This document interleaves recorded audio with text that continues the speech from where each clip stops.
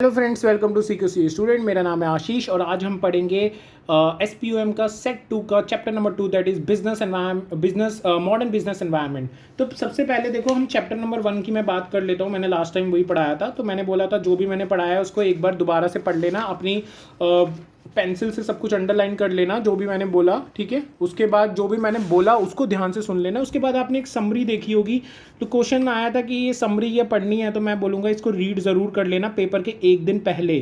मतलब आपको क्या करना है, जो भी मैं पढ़ा रहा हूँ उसको ध्यान से सुनना है, अपने जहन में उतारना है।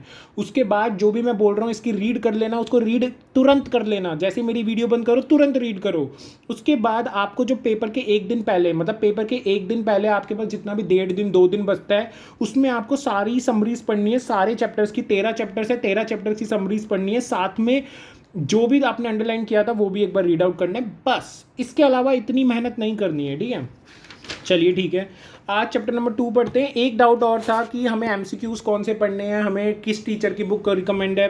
देखो मैं एक बात बता देता हूँ, एक वीडियो भी बना दूंगा इसके ऊपर। एमसीक्यू करने की आपको कोई ज़रूरत नहीं है। आप इसके चैप्टर के एंड में जो एमसीक्यू है वो मोर देन इनफ है। किसी टीचर की 1000 2000 लोगों को लग रहा है आईसीआई ने कि अगर 5000 का क्वेश्चन बैंक है, तो किसी टीचर ने 1000 का निकाल दिया, चलो उसको पढ़ लेते हैं, हमारा कुछ तो 1/5 तो कवर हो जाएगा। तो आंसर इज़ नो। आईसीआई उस टीचर के बुक से कोई भी क्वेश्चन आंसर नहीं दे रहा है, तो डायरेक्ट क्वेश्चन नहीं आएंगे। दूसरी बात, किसी बच्चे ने कहा था क्वेश्चन कोई बुक बता दीजिए, तो बुक आईसीआई के से बेस्ट कोई बुक नहीं है। जो मैं बता रहा हूँ वो सुनना है अच्छे से और मार्क करना है। आईसीआई से बेस्ट कुछ भी नहीं है। अगर आपको चाहिए spoon feeding line to line, तो काफ़ी टीचर्स के है, लेकिन उससे फिर जो पेपर सेम नहीं आएगा, फिर आपको लगेगा कि अरे यार मेरे साथ धोखा हो गया। तो बेटर है चुपचाप आईसीआई का पढ़ो जो आईसीआई ने दे रखा है, ठीक है। आईसीआई ने बहुत अच्छी बुक बना रखी है। और अगर आपको फिर भी स्पून फीडिंग करनी है तो join MBA institute of chartered accountancy, ठीक है।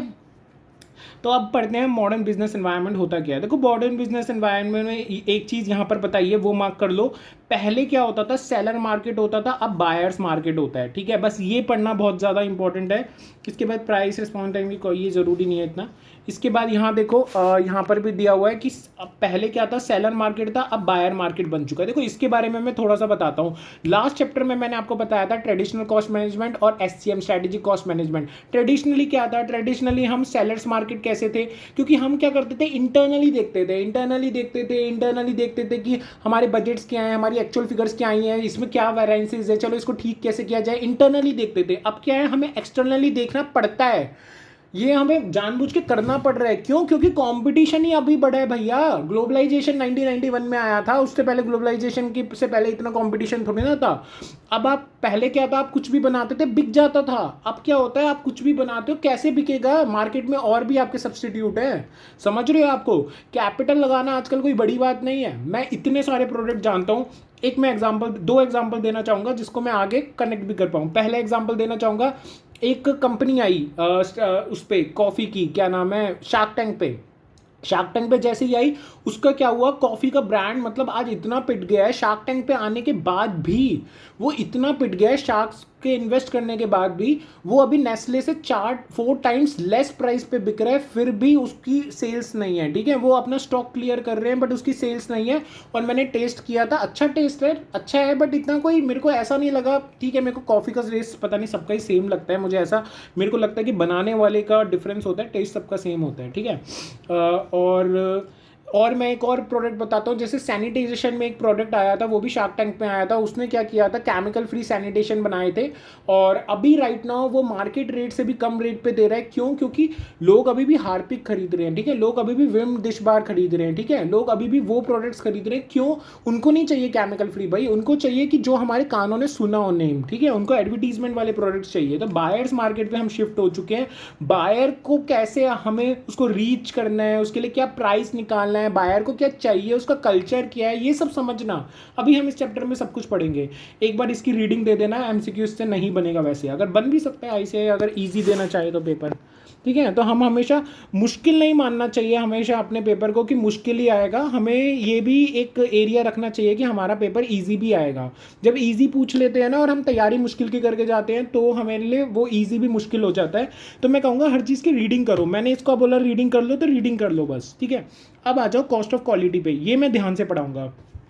देखो कॉस्ट ऑफ क्वालिटी क्या होता है, आपकी चार तरह की कॉस्ट होती है, उसमें से दो कॉस्ट होती हैं आपकी गुड क्वालिटी कॉस्ट और दो होती हैं बैड क्वालिटी कॉस्ट। ठीक है, ठीक है, तो इतना आपने यहाँ पर पढ़ लिया। अब क्या होता है, पहले आते हैं कॉस्ट ऑफ क्वालिटी पे, मतलब गुड क्वालिटी कॉस्ट पे, इसको कॉस्ट ऑफ कन्फर्मेंस भी बोला जाता है। यहाँ सब कुछ लिखा हुआ है, ठीक है, मैं बस आपको पढ़ रहा हूँ, आप पढ़ोगे तो अब आपको सब मिल जाएगा। ठीक है, इसमें क्या होता है, आपको ये जो गुड क्वालिटी कॉस्ट होती है ना, ये जब लगाओगे ना तो बैड क्वालिटी कॉस्ट कम हो जाएगा, जो अभी हम आगे बढ़ेंगे। अगर आप इसको नहीं लगाओगे कॉस्ट ऑफ क्वालिटी को, तो बैड क्वालिटी कॉस्ट बढ़ जाएगा। सिंपल है, ठीक है, बस इतना समझ लिया। ठीक है, आगे बढ़ते हैं। देखो गुड क्वालिटी कॉस्ट में क्या लिखा है, higher the quality higher the cost. जितनी कॉस्ट मतलब गुड क्वालिटी पे लगाओगे उतनी अच्छी आपकी क्वालिटी बनेगी। ठीक है, उन टर्म्स, लेबर के टर्म्स में, मटेरियल के टर्म्स में, डिज़ाइन के टर्म्स में बात कर रहे हो, या रिसोर्सेज के टर्म्स में बात कर रहे हो, ठीक है, या फिर कोई एडिशनल एक्सपेंसेस बात कर रहे हो, ये बस पढ़ लो, रीडिंग कर लो। ठीक है, क्वेश्चंस कुछ भी बन सकते हैं, लेकिन आपका कॉमन सेंस वहाँ सब कुछ सॉल्व करवा देगा, बस ध्यान से सुनना। ग्रेटर द, ठीक है, इंप्रूविंग द क्वालिटी, ये तो हो गया। ठीक है, आगे बढ़ते हैं। इसमें देखो यहाँ पर आ जाओ, ये पॉइंट भी पढ़ लेना। ठीक है, ये वाली लाइन पढ़ लेना, बस ये दो लाइंस पढ़ लेना। इसके बाद कंपोनेंट्स ऑफ COQ आ जाओ। देखो मैंने जो आपको बताया था, कॉस्ट ऑफ गुड क्वालिटी ये दो तरह की होती हैं, एक तो होती है प्रिवेंटिव कॉस्ट, एक होती है अप्रेजल कॉस्ट। इन दोनों कॉस्ट को लगाने के बाद आप कॉस्ट ऑफ पुअर क्वालिटी को कम कर सकते हो। कॉस्ट ऑफ पुअर क्वालिटी क्या होती है, इंटरनल फेलियर कॉस्ट और एक्सटर्नल फेलियर कॉस्ट। अब ध्यान से सुनना, अगर मैंने प्रिवेंटिव कॉस्ट अच्छा लगाया, अप्रेजल कॉस्ट अच्छा लगाया, तो मेरे इंटरनल फेलियर कम हो जाएंगे, मेरे एक्सटर्नल फेलियर कम हो जाएंगे। ठीक है, लेकिन अगर मान लो मैंने ये कॉस्ट कम लगाई, इन पे ध्यान नहीं दिया, तो मेरे ये बढ़ जाएंगी कॉस्ट। तो एक तरीके से ये भी कॉस्ट आ रही है। मतलब हमारा क्या है, ट्रेडिशनल हमारा जो कहता था, हमने चैप्टर नंबर 1 में जो पढ़ा था, ट्रेडिशनल कहता था कॉस्ट को कम करो कम करो कम करो। SCM कह रहा है भाई रुक जा, ऐसी कॉस्ट को कम मत कर दियो जिसकी वजह से तेरी अदर कॉस्ट बढ़ जाए। देखो यहाँ पर एक दे भी रखा है, मैं आपको ले चलता हूँ आगे। इसमें नहीं दे रखा, हाँ इसमें दे रखा है। चैप्टर ये आ जाओ, पेज नंबर 10 में आ जाओ। देखो ये कह रहा है, क्या पता आपके रिजेक्ट्स हो जाएं, आपके वेस्ट हो जाएं, रीवर्क हो जाए, टेस्टिंग कॉस्ट आ जाए, कस्टमर के रिटर्न्स आ जाए, इंस्पेक्शन कॉस्ट आ जाए, रिकॉल आ जाए। इसके अलावा ऐसी भी कोई कॉस्ट आ जाए जो दिखती नहीं है, जैसे कि लेट पेपर वर्क हो गया, प्राइसिंग और बिल एरर्स हो गया, एक्सेसिव एम्प्लॉयज़ की फ्लस्ट्रेशन हो गई, ठीक है, कंप्लेन हैंडलिंग हो गई। तो भाई ऐसी कॉस्ट भी तो कर हो सकती है। आपने क्या किया, आपने ट्रेडिशनल कॉस्ट में कॉस्ट को कम करते करते इतने पागल हो गए कि आपने ध्यान ही नहीं दिया कि उसकी वजह से हमारे इंटरनल फेलियर कॉस्ट और एक्सटर्नल फेलियर कॉस्ट बढ़ गए। तो ऐसा नहीं करना है, आपको इन चारों कॉस्ट को साथ लेके चलना है और ध्यान देना है कि आप कहाँ पर प्रिवेंटिव और अप्रेजल में कितना खर्च कर सकते हो जिसकी वजह से ये दोनों कम हो जाए। ठीक है, तो अब पहले पढ़ लेते हैं प्रिवेंटिव कॉस्ट क्या होती है। देखो प्रिवेंटिव कॉस्ट वो होती है जो प्रोडक्शन स्टार्ट होने से पहले हमारी लगती है। तो ये जितनी भी कॉस्ट है एक बार पढ़ लेना, ये पेपर में आ सकता है। देखो मैंने ज़्यादा पेपरों में देखा नहीं है, पहले तो बहुत पूछते थे, ये जो पुराना हमारा SCMP सब्जेक्ट था, बट इस पेपर में इतना इन्होंने पूछा नहीं है, बट पूछ सकते हैं आने वाले टाइम में। और क्या पता पूछ भी लिया हो काफ़ी सारे एग्जाम्स में, क्योंकि आपको भी पता है हर दिन में 2-2 3-3 पेपर अलग अलग होते हैं, और ऊपर से हर एक मतलब डे में डेली एक नया क्वेश्चन फ्रेम करते हैं ICI। Daily, I am not saying कि कभी रिपीट भी करते हैं, डेली नया क्वेश्चन फ्रेम कर रहे हैं। ध्यान से पढ़ो, ठीक है। क्वालिटी इंजीनियरिंग हो गई, जितनी भी, मैं यहाँ पर एक बार लिख लेना, यहाँ पर जितनी भी क्वालिटी वाली कॉस्ट होती है ना वो सारी आ जाएंगी। ये देखो क्वालिटी वाली cost, quality reengineering, training programmes, planning, quality की आप पहले से प्लान कर रहे हो, ठीक है, मतलब प्रोडक्शन स्टार्ट होने से पहले कोई प्लान कर रहे हो, क्वालिटी ऑडिट कर रहे हो, क्वालिटी सर्कल कर रहे हो, फील्ड ट्रेल्स ले रहे हो, ठीक है, डिज़ाइन को रिव्यू कर रहे हो, आपने जो भी डिज़ाइन बनाया प्रोडक्शन का उसको एक बार रिव्यू कर रहे हो सकता है ना। इसके बाद आप प्रोसेस इंजीनियरिंग कर रहे हो, सप्लायर इवोल्यूशन कर रहे हो, मतलब अपने सप्लायर को चेक कर रहे हो कि वो माल सही तो भेज रहा है। ये सब कुछ प्रोडक्शन से पहले ही करोगे ना, सप्लायर का सिलेक्शन कर रहे हो। प्रिवेंटिव इक्विपमेंट मेंटेनेंस, अपनी इक्विपमेंट की मेंटेनेंस कर रहे हो। प्रिवेंटिव मतलब पहले से ही कर रहे हो, ऐसा नहीं कि भाई बाद में इक्विपमेंट खराब हो जाए फिर कर रहे हो, उसे तो रिएक्टिव अप्रोच बोलते हैं। प्रिवेंटिव अप्रोच क्या होती है, हम पहले से ही मेंटेनेंस करके चल रहे हैं ताकि बाद में हमारा इक्विपमेंट फेलियर ना हो। टेस्टिंग ऑफ न्यू मटेरियल कर रहे हो, एजुकेशन ऑफ सप्लायर कर रहे हो, ठीक है, सप्लायर को भी बता रहे हो, एजुकेट कर रहे हो उसको कि हमें एक्चुअल में चाहिए क्या, वैसा ही बना भैया प्रोडक्ट। अगर हमें पॉलिशिंग चाहिए तो पॉलिशिंग करके दे, ठीक है। न्यू मटेरियल को टेस्ट कर रहे हो, तो ये सब कुछ हम प्रोडक्शन से पहले कर रहे हैं, तो ये कॉस्ट जो लगा रहे हैं प्रोडक्शन से पहले हो रही है। अप्रेजल कॉस्ट होती है जो प्रोडक्शन के टाइम पर होती है, जब हम प्रोडक्शन कर रहे हैं उस टाइम पे होती है, जैसे फील्ड टेस्टिंग, इंस्पेक्ट कर रहे हैं, टेस्ट कर रहे हैं मटेरियल को, मटेरियल भी टेस्ट कर रहे हैं, ठीक है। Packaging inspection, product acceptance, process acceptance, measurement, equipment, outside certification कर रहे हैं, ठीक है। तो मतलब जब हम मटेरियल बनाते हैं तो एक सर्टिफिकेशन की ज़रूरत होती है, तो वो जो सर्टिफिकेशन कर रहे हैं, तो ये सारी है ड्यूरिंग द प्रोडक्शन टाइम जो भी हम कर रहे हैं, तो वो अप्रेजल कॉस्ट लगा रहे हैं। इन कॉस्ट को प्रिवेंशन और अप्रेजल को लगाओगे तो आप इंटरनल और एक्सटर्नल फेलियर कम कर पाओगे। तो इंटरनल फेलियर कॉस्ट क्या होती है, अगर आप प्रिवेंशन और अप्रेजल को नहीं लगाओगे या कम लगाओगे तो इंटरनल और एक्सटर्नल फेलियर कॉस्ट बढ़ेगी। तो ये कौन सी होती है, देखो इंटरनल फेलियर कॉस्ट होती है जब आपने माल बना दिया, ठीक है, माल बनाने से आपने अपने कस्टमर को देने से पहले, बिफोर डिलीवरी, यहाँ लिखा भी हुआ है बिफोर डिलीवरी, ठीक है, वो कॉस्ट अकर हुई। जैसे स्क्रैप बहुत ज़्यादा निकला, इतना निकलना नहीं चाहिए लेकिन आपने बहुत ज़्यादा, देखो कुछ तो निकलेगा स्क्रैप प्रोडक्शन में, लेकिन बहुत ज़्यादा निकल रहा है वो गलत है। तो स्क्रैप हो गया, रीवर्क हो गया, आपने कोई प्रोडक्ट बनाया दोबारा से बनाना पड़ रहा है, रीडिज़ाइनिंग, आप कोई डिज़ाइनिंग की थी पहले उसमें प्रिवेंटिव में, लेकिन फिर से रीडिज़ाइन करना पड़ रहा है क्योंकि गलत हो गया पूरा प्रोसेस। रीटेस्टिंग कर रहे हो, पहले टेस्टिंग अप्रेजल में करनी चाहिए थी लेकिन आपने नहीं करी वहाँ पर अप्रेजल में, तो टेस्टिंग ड्यूरिंग द प्रोडक्शन अब आपको रीटेस्ट करना पड़ रहा है। डाउन टाइम, आपका जो क्या नाम है इक्विपमेंट है उसका फेलियर हो गया तो डाउन टाइम अकर हो गया। इसके बाद आती है external failure cost. External failure cost का मतलब आपने कस्टमर को माल भेज दिया, आपने कस्टमर को माल भेज दिया, उसके बाद ये कॉस्ट अकर हुई है। जैसे कॉस्ट ऑफ रिकॉल्स, भाई मतलब वहाँ से वापस आया माल को, उसने कस्टमर ने बोला हमें सही नहीं लगा। Cost loss sale due to product poor product performance, returns and allowances, warranties. अब देखो वारंटी कॉस्ट भी तो तभी आएगी ना जब आपका माल ही घटिया होगा, ऐसे तो कस्टमर आएगा नहीं। अगर आप अच्छा माल बना रहे हो तो वो वैसे तो आएगा नहीं। Sorry for this disturbance. इसके बाद है repaid, product liability, customer dissatisfaction, lost market share और कस्टमर सपोर्ट, ठीक है। आपने कस्टमर सपोर्ट अच्छे से मतलब और देना पड़ रहा है ज़्यादा कस्टमर सपोर्ट क्योंकि आपने पहले से ही अपने प्रोडक्ट पे ज़्यादा काम नहीं किया था, तो ये सारे एक्सटर्नल फेलियर कॉस्ट आ गए, ठीक है। अब क्या होता है, हमें है ना कॉस्ट ऑफ क्वालिटी होता क्या है, कॉस्ट ऑफ क्वालिटी का फॉर्मूला होता है कॉस्ट ऑफ कंट्रोल, मतलब प्रिवेंटिव और अप्रेशल कॉस्ट जो भी आती है प्लस इंटरनल और एक्सटर्नल फेलियर, ये हमारी टोटल कॉस्ट होती है कॉस्ट ऑफ क्वालिटी। मतलब ये कॉस्ट ऑफ क्वालिटी अगर आपका पेपर में पूछे तो preventive plus appraisal plus internal plus external failure ये सारी होती है। इन दोनों को बढ़ाओगे तो ये दोनों कम होंगी और इन दोनों को नहीं करोगे मतलब इन कॉस्ट लगाओगे ही नहीं तो ये दोनों बढ़ेंगी। तो आपको क्या करना होता है, यहाँ पर है ना लिखा भी होगा, यहाँ पर दिया नहीं है क्या, एक वो होता है, एक मिनट बस एक मिनट रुक जाओ, क्या था, कॉस्ट ऑफ क्वालिटी ऑप्टिमल। अच्छा ये नेक्स्ट पेज पे दे रखा है इलस्ट्रेशन के बाद, ठीक है, पेज नंबर 2.8 पे देखो, यहाँ पर देख रहा है क्या ऑप्टिमल COQ। ये क्या होता है, हमें इस ग्राफ में है ना हमने ये बना दिया कि हमारी जो दोनों कॉस्ट हैं मतलब गुड क्वालिटी कॉस्ट और बैड क्वालिटी कॉस्ट वो एक ऐसे पॉइंट पे आ गई है जहां पर दोनों कॉस्ट कम से कम है, ठीक है। हमें ऐसा भी नहीं है कि प्रिवेंटिव और ऑपरेशन इतना ज़्यादा कर दिया कि तब भी देखो ऐसा क्या होगा, प्रिवेंटिव और अप्रेजल आपको उतना ही करना है जिससे आपकी इंटरनल और एक्सटर्नल फेलियर कॉस्ट कम हो पाए। इंटरनल और एक्सटर्नल फेलियर कॉस्ट जीरो हो जाए वो तो बहुत कम केसेस में होगा क्योंकि देखो स्क्रैप कुछ ना कुछ तो निकलेगा। तो ऐसा भी नहीं कर देना है आपको कि प्रिवेंटिव और अप्रेजल इतना आपने एक्सपेंडिचर कर दिया कि भैया जो आपका ये है क्या नाम है एक्सटर्नल और इंटरनल फेलियर कॉस्ट है वो और कम हो ही नहीं रहा। अगर इंटरनल और एक्सटर्नल और ज़्यादा कम नहीं हो रहा है तो आपको फिर प्रिवेंशन और अप्रेजल भी रोक देना है, ठीक है। अगर भैया उसके बाद भी नहीं हो रहा है ना तो आपको फिर पूरा का पूरा अपना प्रोसेस ही चेंज करना पड़ेगा, ठीक है। तो कॉस्ट ऑफ क्वालिटी को कम से कम रखने को बोलते हैं हम ऑप्टिमल कॉस्ट ऑफ क्वालिटी, ठीक है। नेक्स्ट पेज पे था। इसके बाद ये सारे ठीक है रीड कर लेना, मैं रीड करने के बाद ये सब कुछ मिल जाएगा आपको। इसके बाद है इलस्ट्रेशन नंबर 1। तो अब यहाँ पर क्वेश्चन आता है कि इलस्ट्रेशंस करने की नहीं करने। तो देखो पहला इलस्ट्रेशन आया है, फर्स्ट चैप्टर में कुछ इलस्ट्रेशन नहीं था, सेकंड चैप्टर में है।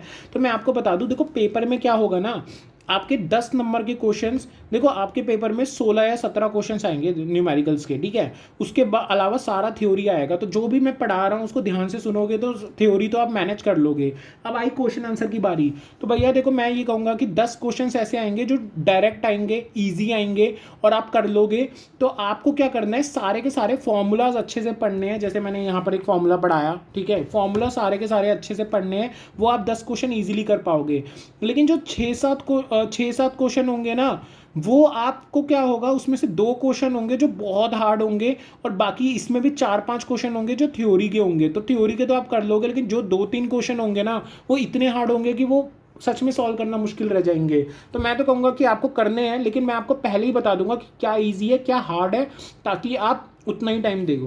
देखो ये वाला क्वेश्चन इलस्ट्रेशन 1 तो आप करके ज़रूर चले जाना, ये तो नो डाउट, ये तो पेपर में करना चाहिए, डायरेक्ट आ सकता है। इसमें है क्या, आप इस क्वेश्चन को पढ़ोगे तो यहाँ पर लिखा हुआ है कि आपकी कोई प्रिवेंटिव मतलब इंटरनल और एक्सटर्नल फेलियर कॉस्ट अकर हो रहा है, लेकिन आपने क्या किया, फिर आपने कुछ प्रिवेंटिव मतलब कुछ इंस्पेक्शन करवा दिया, ठीक है, अप्रेजल कॉस्ट बढ़ा दी, जिससे कि क्या हुआ, प्रिवेंटिव अप्रेजल कॉस्ट बढ़ाने से आपका जो रिजेक्शन है ना वो 5% से 3% पे हो चुका है। तो आपको क्या करना है, रिजेक्शन कितना कम हुआ है और आपने कितनी इंस्पेक्शन कॉस्ट लगाई है, तो इंस्पेक्शन कॉस्ट लगाने का कोई फ़ायदा हुआ है कि नहीं हुआ है, तो वो आपको यहाँ पर पढ़ना है, ठीक है।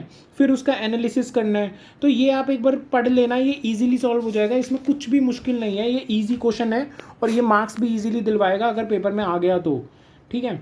इसके बाद है वही ऑप्टिमल COQ, ये मैं आपको पढ़ा चुका हूँ। इसके बाद ये क्वेश्चन आता है केस स्टडी वाला। केस स्टडी वाला क्या क्वेश्चन करना है, तो आंसर इज नो, छोड़ के चले जाओ, कोई फ़र्क नहीं पड़ता, ये आएगा नहीं पेपर में, ठीक है। इसके बाद है स्टेप्स ऑफ एप्लीकेशन, रीड कर लो जस्ट, कि पहले हम बेसिक इन्फॉर्मेशन गैदर करेंगे, ठीक है, उसके बाद उसकी एजम्पशंस बनाएंगे, ठीक है, उसके बाद हम उसको चार्ट पे ड्रॉ करेंगे, फिर हम उसको एलोकेट करेंगे और उसके बाद हम इसको रेगुलर बेसिस पे रिपीट करते रहेंगे। तो बस रीड कर लेना, इतना कोई इंपॉर्टेंट नहीं है, MCQ के लिए तो बिल्कुल इंपॉर्टेंट नहीं है। ICI की फिर भी सनक गई तो ईजी पूछ सकता है। ये कंक्लूजन मैं आपको पहले बता चुका हूँ, मैंने पहले ही बता दिया था, ठीक है, वही है, एक बार देखोगे तो समझ आ जाएगा मैं क्या बताया था। अब आ जाओ TQM पे। देखो भैया TQM होता क्या है, पहले तो मैं ये बता दूं, पहले चलो इस पेज पे मार्क करवा देता हूँ आपको पढ़ना क्या है। यहाँ से यहाँ तक पढ़ लेना एक बार, और यहाँ से यहाँ तक पढ़ लेना, ठीक है। इसके बाद आ जाओ नीचे, यहाँ से तो पूरा ही पढ़ना है, ठीक है, लास्ट तक। अब देखो TQM होता क्या है, मैं इसके बारे में बताता हूँ। ये एक ऐसा सिस्टम होता है जहाँ पर आप प्लानिंग और कंट्रोल कर रहे हो बाय द, मतलब मैनेजमेंट क्या प्लानिंग और कंट्रोल कर रहा है जिससे कस्टमर की एक्सपेक्टेशन मीट हो, ऑर्गेनाइजेशन के सारे ऑब्जेक्टिव मीट हो, ठीक है, और एम हो हमारा जीरो डिफेक्ट का, मतलब हमारी क्वालिटी को इतना अच्छा कर देना है कि हमारा जो डिफेक्ट हो ना वो जीरो पे आ जाए, ठीक है, ताकि सारे कस्टमर की एक्सपेक्टेशन भी पूरे हो जाए और ऑर्गेनाइजेशन के भी हमारे सारे ऑब्जेक्टिव्स पूरे हो जाए, ठीक है। इसके बाद यहाँ पर ये दे रखे हैं, तो ये इनके क्या वेज हैं, मतलब इसको मतलब TQM को अचीव करने के, टोटल क्वालिटी मैनेजमेंट को अचीव करने के। तो भैया देखो ये पढ़ लेना एक बार, मैं ऊपर ऊपर से बता देता हूँ। जैसे आपको अपने वर्कर्स को अपने वर्कर्स को इन्वॉल्व करना पड़ेगा अपने पूरे उसमें टीम में, ठीक है। उसके बाद आपको एम्पावर करना पड़ेगा एम्प्लॉयज़ को, टॉप इन्वॉल्व करना पड़ेगा टॉप मैनेजमेंट को, कस्टमर की सेटिस्फेक्शन देखनी पड़ेगी, ठीक है, इंश्योर करना पड़ेगा, परफॉर्मेंस को मॉनिटर करना पड़ेगा, तो ये सब करना पड़ेगा, टीम वर्क देखना पड़ेगा, ठीक है, और ठीक है कॉन्टिन्यूस इंप्रूवमेंट देखनी पड़ेगी। तो ये सब एक बार पढ़ लेना, जो जो मैंने आपको ओरली बोले हैं उसको भी ध्यान से सुन लेना। जो मैंने आपको ओरली बोले थे वो यहाँ लिखे नहीं हुए बट आते हैं पेपर में, ठीक है। तो एक बार बैक करो वीडियो को और ध्यान से सुनो। इसके बाद है 6C ऑफ TQM। तो TQM के 6C क्या होते हैं, इसको पढ़ना ज़रूरी है, आंसर इज़ येस। तो ये एक बार मैं यहाँ से पढ़ा देता हूँ। कॉन्टिन्यूस इंप्रूवमेंट करना है, कमिटमेंट करना है, कल्चर स्टैब्लिश करना है, कॉपरेशन को बनाना है, और अपना कस्टमर फोकस तो होना ही चाहिए और कंट्रोल होना ही चाहिए, ठीक है। एक बार इसकी रीडिंग क्या ज़रूरी है, आंसर इज़ नो। आपको हेडिंग पता होनी चाहिए, आप एक बार रीडिंग कर लेना है, एक एक लाइन पढ़ लेना है, इसकी मोर देन इनफ है। एक एक लाइन पढ़ने के बाद क्या होगा, आपको पता चल जाएगा कि ये है क्या, ठीक है। बेसिक अंडरस्टैंडिंग हो जाती है ना, तो आप पेपर में इजीली मैनेजेबल कर लोगे क्वेश्चन को। क्वेश्चन देखो पेपर है ना, ICI का पेपर MCQ वाला ऐसा नहीं आता, वो BCom ऑनर्स या फिर MBA वाला नहीं आएगा कि आपको इस लाइन में से ये वाला वर्ड नहीं दिया और बोला कि बताओ कौन सा वर्ड यहाँ पर मिसिंग है। बच्चों वाला पेपर थोड़ी ना है, तुम्हें ये सारा रीड करना पड़ेगा, और ये सारा रीड नहीं करना। मैंने क्या बताया, सारी हेडिंग्स पता होनी चाहिए और एक एक लाइन पढ़ लो कि वो होता क्या है, दैट्स इट। इसके बाद आप इजीली मैनेज कर लोगे। अब इसके बाद है ये डीमिंग 14 पॉइंट्स ऑफ मेथोडोलॉजी। देखो पुराना जो SCMP था ना, उसमें इसका सब्जेक्टिव क्वेश्चन कभी आया नहीं था, लेकिन यहाँ पर ये लोग MCQs में पूछ सकते हैं। तो मैं क्या बोलूँगा, ये भी डायरेक्ट नहीं आएगा, आपको बस ये पढ़ लेना है कि 14 पॉइंट्स ऑफ मेथोडोलॉजी क्या है डीमिंग वाले। जैसे न्यू पॉलिसी को अडेप्ट करना, इसमें यही सब लिखा हुआ है, न्यू पॉलिसी को अडेप्ट करना, क्रिएट करना, आपकी कंसिस्टेंसी क्रिएट करना, ठीक है, ताकि इंप्रूवमेंट हो पाए, ट्रेनिंग देना, ठीक है। Drive out fear, institute leadership हो गया, और ये ड्राइव आउट फियर हो गया, ठीक है। इंस्टीट्यूट लीडरशिप हो गया, इम्प्रूव कॉन्स ये हो गया, ठीक है। ट्रेनिंग ये हो गया। तो ये सारे एक बार है ना ये पढ़ लेना, जितने भी इन्वर्टेड कॉमास में है ना, बस इतना पढ़ लेना, पूरा पूरा पढ़ने की ज़रूरत नहीं है, ठीक है। ये समझ आ जाएगा इजीली, बहुत इजी है। 14 के 14 पॉइंट्स का बस ये इन्वर्टेड कॉमास पढ़ लेना, आपका पूरा हो जाएगा। बस इसको माइंड में रख लेना, लर्न करने की भी ज़रूरत नहीं है, बस just read it and go, ठीक है। इसके बाद आता है प्लान, डू, चेक और एक्ट। ये एक साइकिल होती है। इसमें प्लानिंग में क्या होता है, पहले आपको ना इस्टेब्लिश करने पड़ते हैं ऑब्जेक्टिव्स, और फिर डेवलप एक्शन प्लान, एक एक्शन प्लान बनाना होता है। फिर डू, इम्प्लीमेंट करो प्रोसेस में जो भी आपने किया है, ठीक है। उसके बाद चेक, आपको measure the effectiveness of new process, और फिर करेक्टिव एक्शन लेना है आपको, ठीक है। तो ये एक बार इनकी हेडिंग्स मैंने आपको बता दी हैं, अंदर से इतना पढ़वा दिया है, इतना ही काफ़ी है। वैसे इसमें दे भी नहीं रखा है, इसके अलावा इसको डीमिंग व्हील बोला जाता है, ठीक है।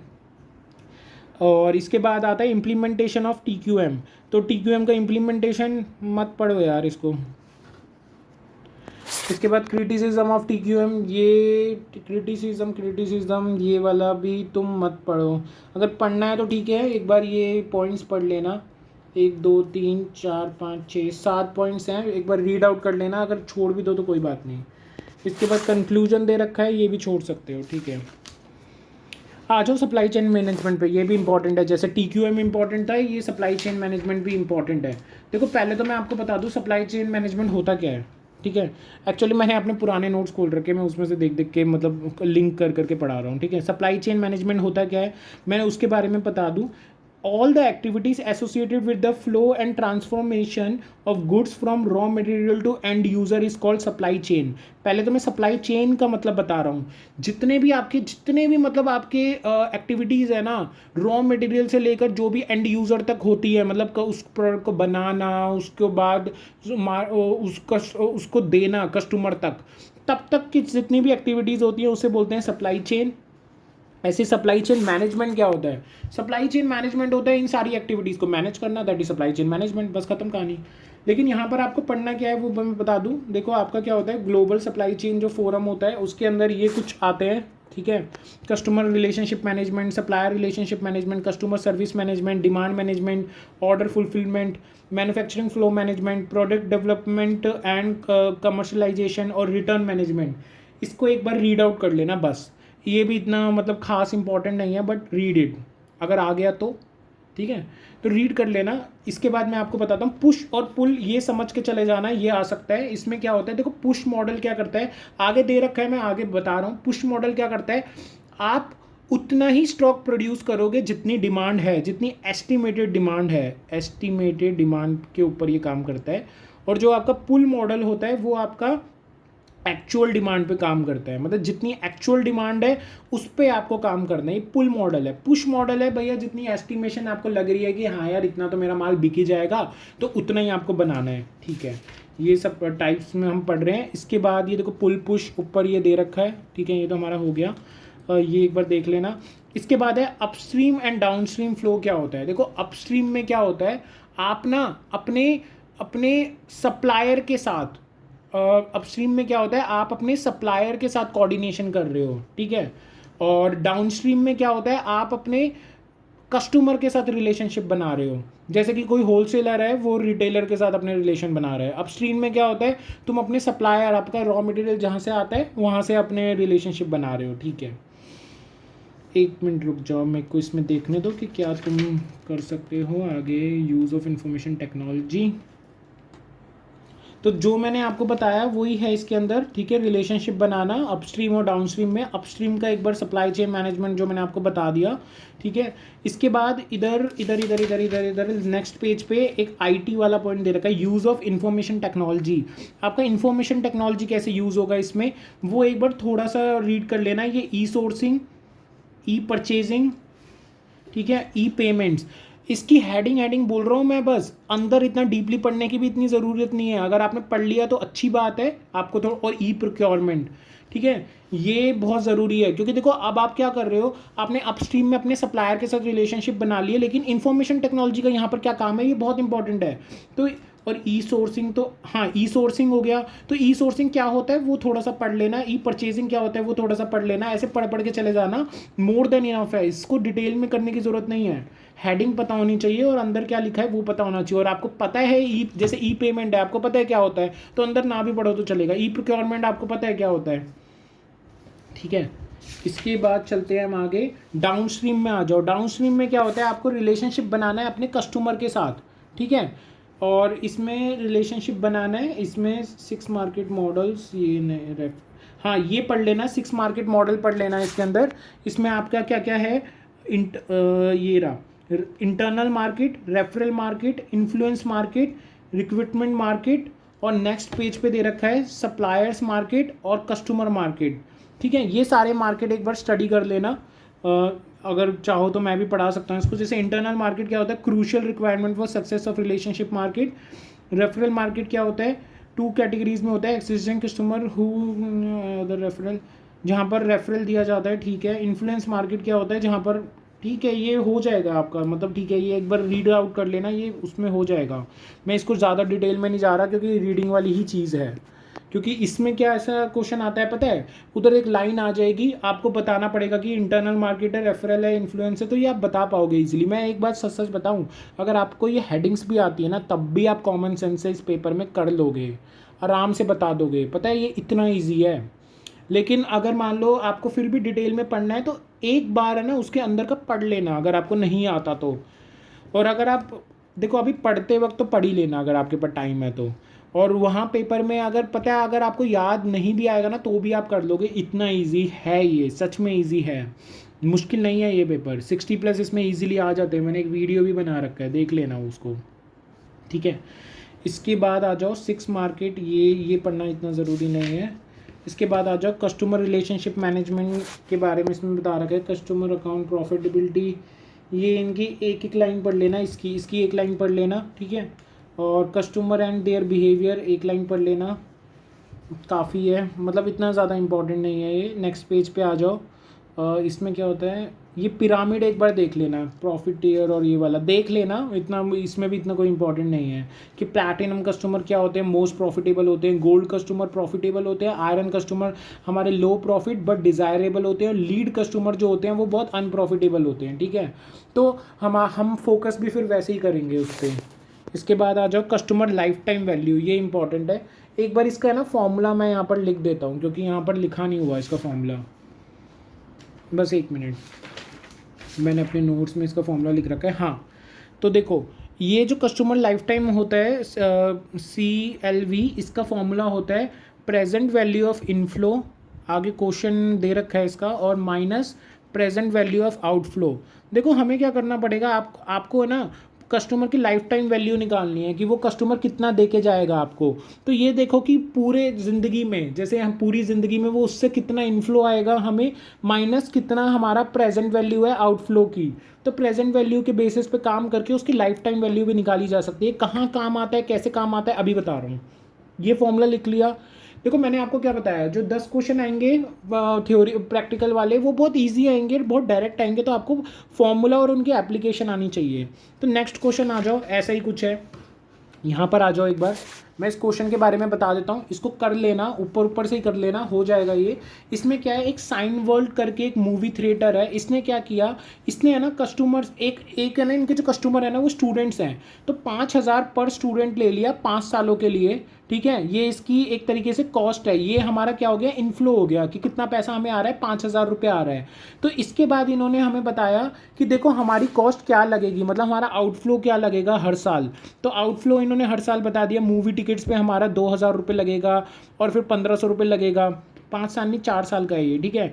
फूड पे हमारा इतना खर्चा हो जाएगा, सोवीनियर्स पे इतना खर्चा हो जाएगा। इसके बाद कितने % प्रोबेबिलिटी है कि इतना खर्चा होगा, तो वो प्रोबेबिलिटी यहाँ पर दे रखी है।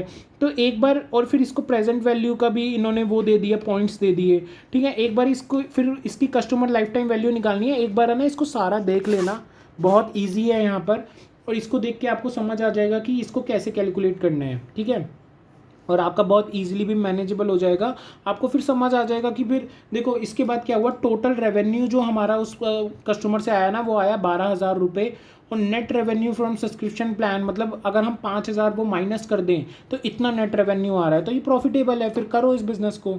इसको निकालने का यही मकसद होता है। देखो होता क्या है, देखो प्रेजेंट वैल्यू हम ये क्यों कर रहे हैं, हो सकता है अब सब्सक्रिप्शन फीस है आपने एक बार ले ली, ठीक है, इनफ्लो अभी हो गया, जीरो पीरियड पे उतना ही अमाउंट आएगा जितना आपने इनफ्लो कर लिया। हो सकता है आपने सब्सक्रिप्शन फी हर साल ली है, तो हर साल जितनी ली है उसको प्रेजेंट वैल्यू पे ले आओ। जितना आप आउटफ्लो करोगे हर साल उसकी एजम्पशंस लगाओ और उसको देखो। तो अगर आपका ये पॉजिटिव फिगर आ रही है तो उस बिज़नेस को करो, नहीं आ रही है तो मत करो। तो इसलिए निकाला जाता है ये, ठीक है, जैसे कि यहाँ पर इन्होंने किया था। इसके बाद क्या ये पढ़ना है, नहीं इतना इम्पोर्टेंट तो नहीं है। कस्टमर रिटेंशन एक्विजिशन, ये रिटेंशन एक्विजिशन एक बार देख लेना, ठीक है। कस्टमर सिलेक्शन कैसे होता है कि क्या टारगेट है, क्या वैल्यू है, कैसे रीच किया जाए उनको। कस्टमर एक्विजिशन क्या होता है, तो ये सब एक बार देख लेना, ठीक है। कस्टमर एक्सटेंशन ये देख लेना, ठीक है। ये चारों मैं कहूँगा देख लेना, ठीक है, एक बार रीड ज़रूर कर लेना। मैं छोड़ने के लिए नहीं बोलूँगा इनको, मैंने अभी बोल दिया था बट वो किसी और चीज़ के लिए बोला था, मैं बताऊँगा क्यों। ये सिलेक्शन एक्विजिशन रिटेंशन एक्सटेंशन ऊपर ऊपर से देख लेना, इतना ज़्यादा डेप्थ में भी जाने की ज़रूरत नहीं है। फिर ये रीसेल, क्रॉस सेल और अपसेल देख लेना। Resell similar product to previous sale, कि जिसको पहले सेल किया था उसी को दोबारा सेल कर रहे हैं, हो सकता है, ठीक है। और क्रॉस सेल होता है क्लोजली रिलेटेड प्रोडक्ट, और अपसेल होता है मोर एक्सपेंसिव प्रोडक्ट के लिए, ठीक है, इसको पढ़ लेना। इसके बाद है the use of information technology in downstream.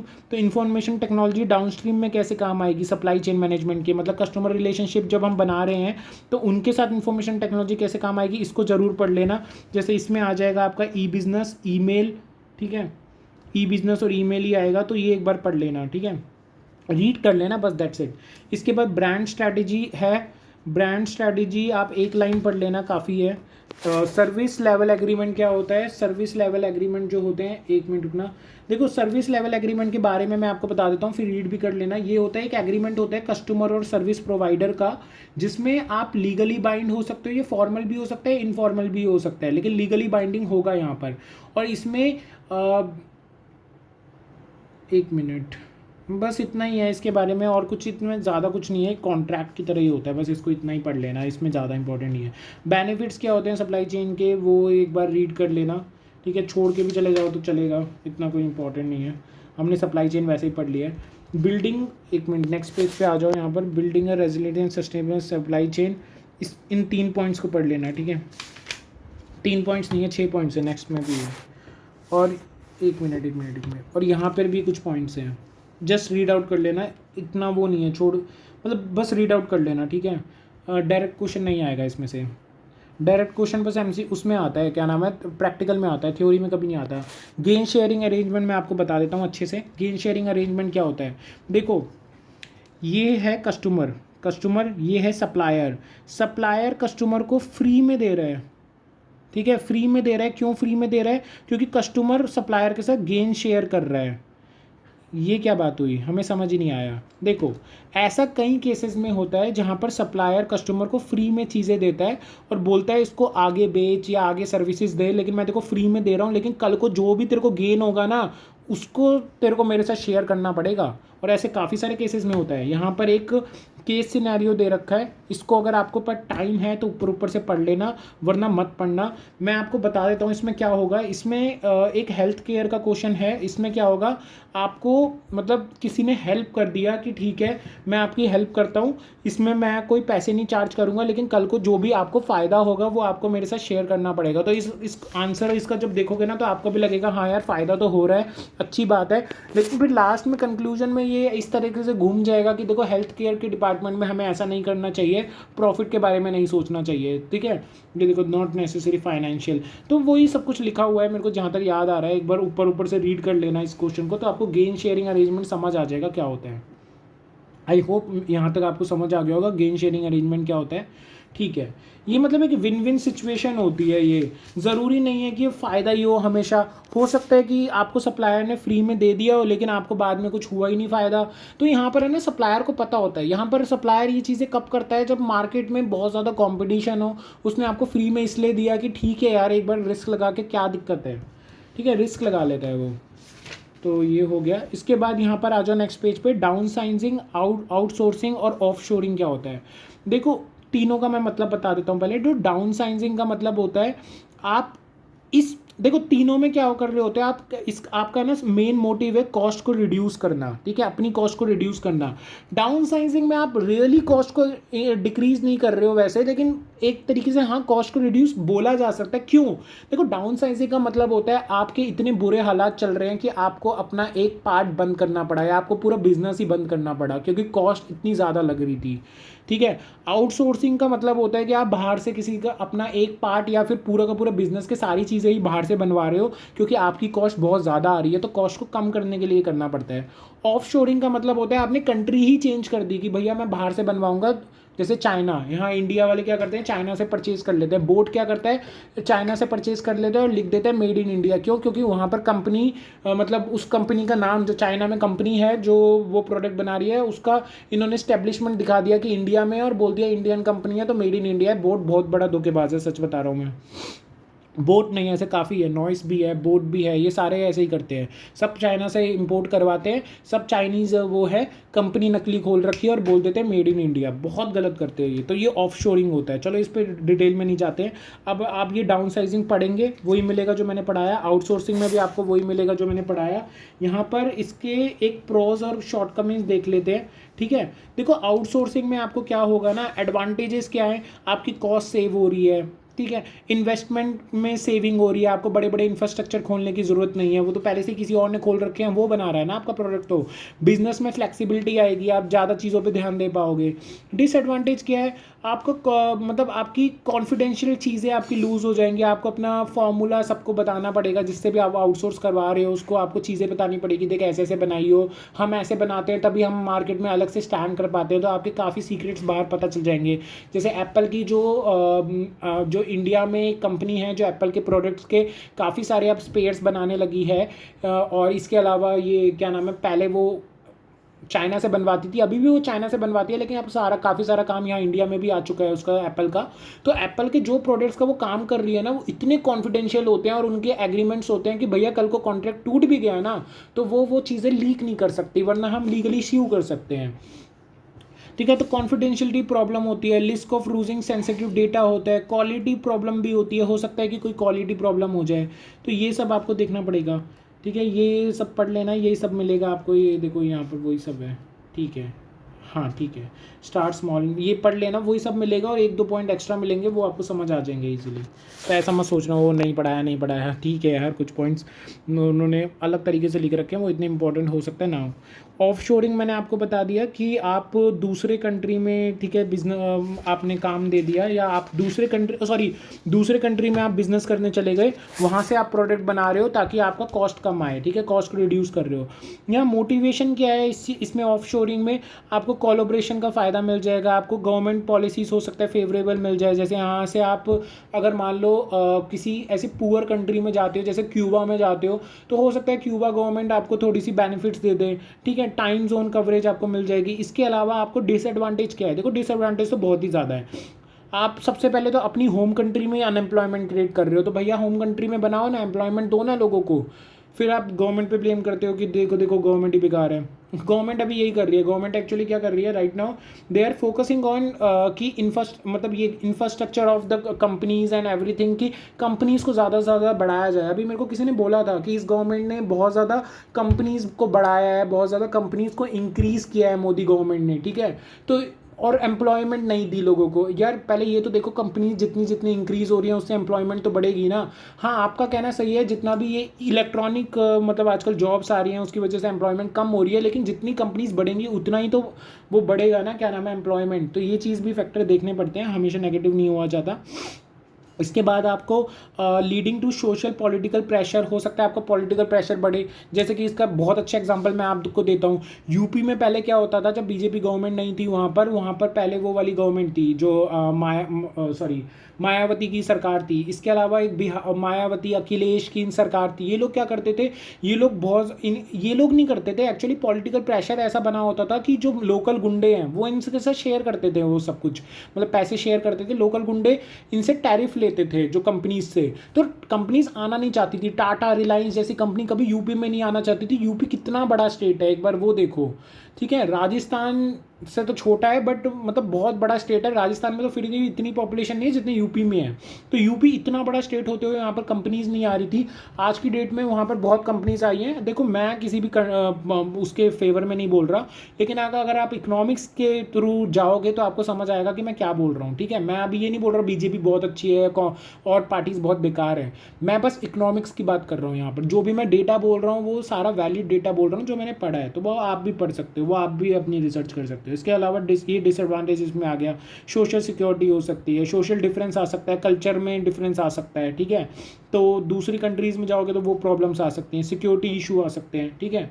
तो जैसे कोई और अब यूपी में बाहर की कंपनीज भी आ रही हैं, ऑफ शोरिंग हो रही है, वहाँ से यहाँ पर आ रहे हैं, तो वो अच्छी है ना, इन्वेस्टमेंट आ रहा है, एम्प्लॉयमेंट बढ़ेगी, यहाँ पर लोग वो आएंगे, ठीक है। अब ये हमने पढ़ लिया समरी, आप लास्ट डे के लिए बचा के रखना। अब आगे आते हैं एमसीक्यूज, मैंने बताया था कर लेना प्रैक्टिस के लिए, सेम कोई भी नहीं आएगा। टेस्ट योर नॉलेज पे आ जाओ, एक बार मैं आपको बता देता हूँ क्या क्या करना है। फर्स्ट क्वेश्चन आपको ज़रूर करना है, उसका है TQM का है, एक बार रीड आउट कर लेना बस, इससे आपकी नॉलेज बढ़ेगी और आप MCQ में कॉमन सेंस के साथ सॉल्व कर पाओगे, डायरेक्ट क्वेश्चन नहीं आएगा। सेकंड है आपका प्रिवेंटिव अप्रेजल, और वो कॉस्ट ऑफ गुड क्वालिटी और बैड क्वालिटी है, ये क्वेश्चन ज़रूर कर लेना। इसमें बस यही होगा कि जब हमने प्रिवेंटिव और अप्रेजल लगाया तो आपका इंटरनल और एक्सटर्नल कम हो गया, तो पहले सिचुएशन ज़्यादा अच्छी थी कि बाद में ज़्यादा अच्छी है, वो आपको बताना होगा। तो ये क्वेश्चन ज़रूर कर लेना, डायरेक्ट क्वेश्चन इसमें आ सकता है, इससे थोड़ा सा छोटा क्वेश्चन आएगा और डायरेक्ट क्वेश्चन में आएगा और आप इजीली वहाँ पर कर पाएंगे।